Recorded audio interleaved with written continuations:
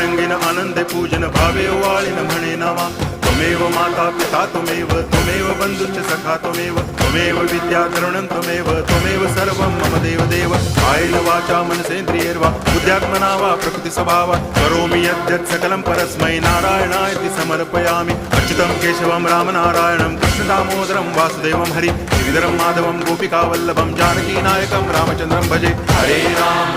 Ram